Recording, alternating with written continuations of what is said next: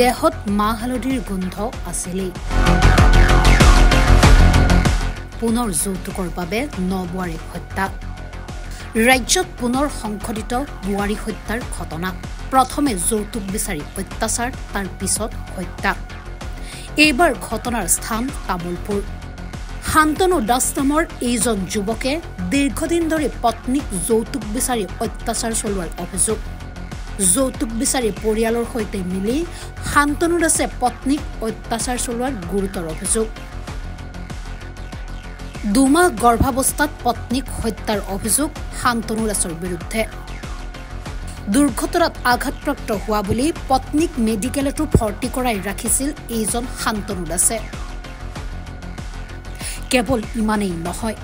পত্নীক হত্যা কৰি এই লম্পটজনৰ বিৰুদ্ধে এগৰাকী যুৱতীৰ লগত অপকৰ্মত লিপ্ত হোৱাৰো আছে গুৰুতৰ অভিযোগ ইতিমধ্যে আৰক্ষীয়ে আটক কৰিছে শান্তনু দাসক শুনা হিচাপত সেই ল'ৰাজন হেৰি বুলি গম পাওঁ আৰু বিল্ডিঙৰ পৰা ফেলে মাৰা বুলি চব মাৰ আমি এতিয়া দুখ শাস্তি পাব লাগে সেইটোৱে আমি বিচাৰোঁ 11 দিন হ'ল বুলি ঘটনা ঘটিব 11 দিন হোৱাৰ পিছত আৰু এটা ঘটনা ঘটিলে কালি সেইটোত হেৰি এৰেষ্ট কৰিছে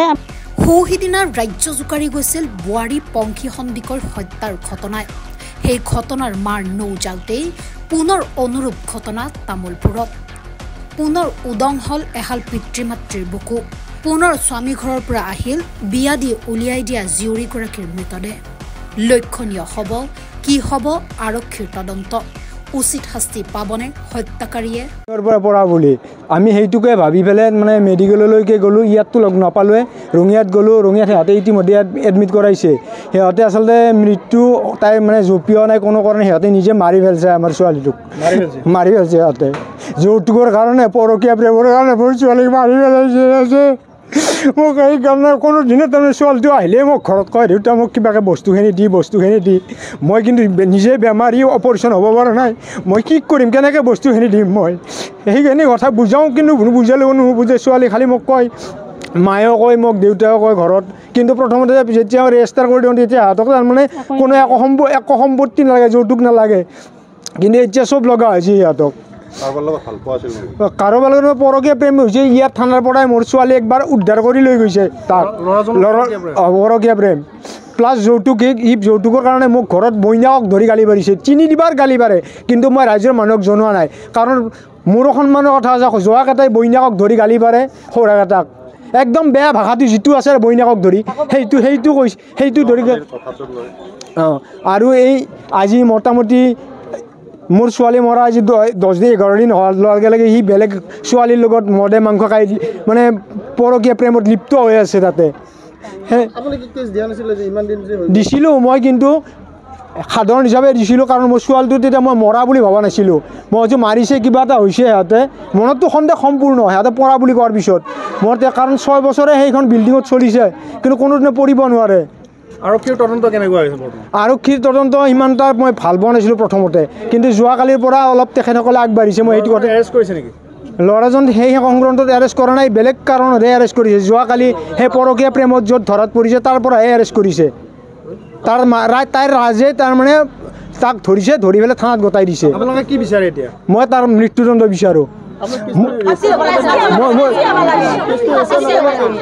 পুলিচে আগতে কেছ ৰেজিষ্টাৰ কৰা নাছিল মই প্ৰমোদ বড়ো ছাৰৰ বাইদেউক মই লগ ধৰিছিলোঁ প্ৰমোদ বড়ো ছাৰৰ বাইদেৱে তেখেতৰ পিএৰ দ্বাৰাই মানে কি আছে জিন্তি না কি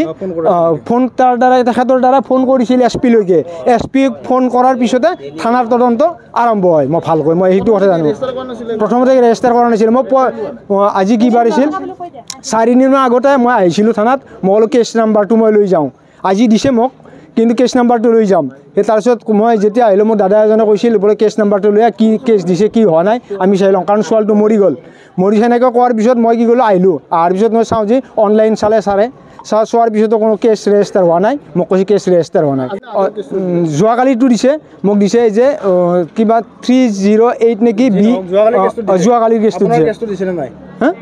আপুনি দিয়া কেছটো ৰেজিষ্টাৰ হ'ল নে নাই হৈছে আজি হৈছে এছপিৰ নিৰ্দেশনাৰ পিছত হৈছে আগতে হোৱা নাছিল সুধিছিল নে কিয় ইমান দিন ৰেজিষ্টাৰ হ'ল মই সুধিছিলোঁ কৈছে ৰেজিষ্টাৰ হোৱা নাই বুলি কৈছে মই বাছ গুচি গৈছোঁ আমি ইমান এটা নাজানো মই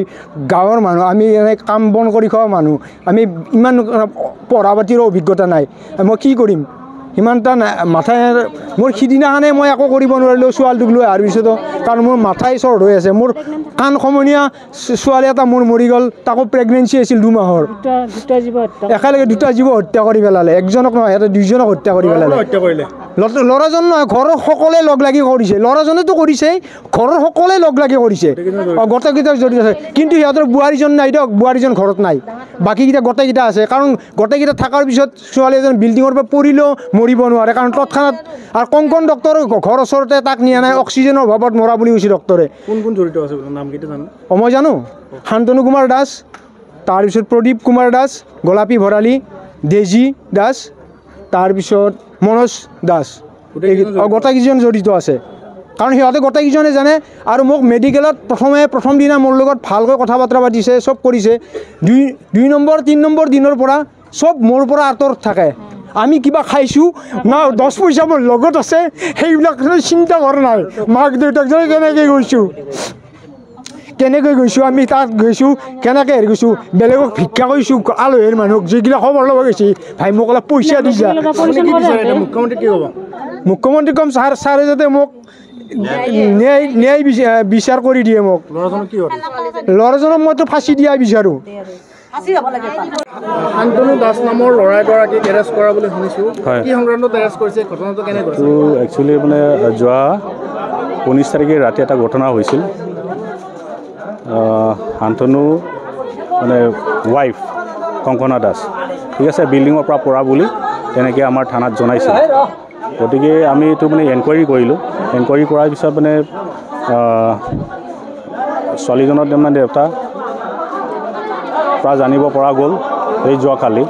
যে এইটো মানে যৌতুক দাবী মানে কেতিয়াবা যৌতুক দাবী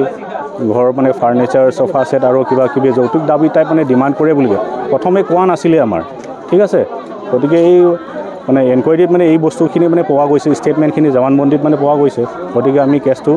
যোৱাকালি কেছ ৰেজিষ্টাৰ কৰিলোঁ ৰেজিষ্টাৰ কৰি পেলাই ল'ৰাটো ধৰি পেলাই আজি মাননীয় মানে ক'ৰলৈ মানে প্ৰেৰণ কৰা হ'ব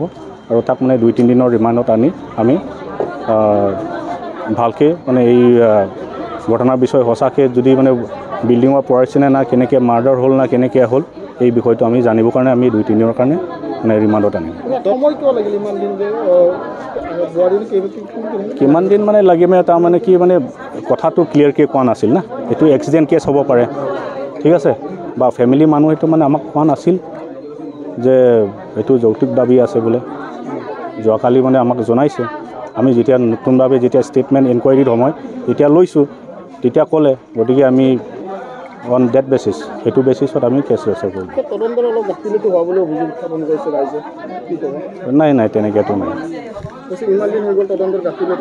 নাই এসপ্তাহ ধৰক মানে 19 তাৰিখটো 19 তাৰিখ 20 তাৰিখে মানে ৰিপৰ্টিংটো হৈছে 20 তাৰিখে ঠিক আছে এতিয়া আল্টিমেট ছাছপেক্টেড মাৰ্ডাৰ ছাছপেক্টেড আমি চাওঁ আমাৰতো সন্দেহ লাগি আছে না ছাছপেক্ট গতিকে আমি পৰীক্ষা কৰা হৈছে গুৱাহাটীত ৰিপৰ্ট আহিছে নেকি ৰিপৰ্ট অহা নাই ৰিপৰ্ট এতিয়ালৈকে অহা নাই তদন্ত অব্যাহত আছে হয় news desk search the reality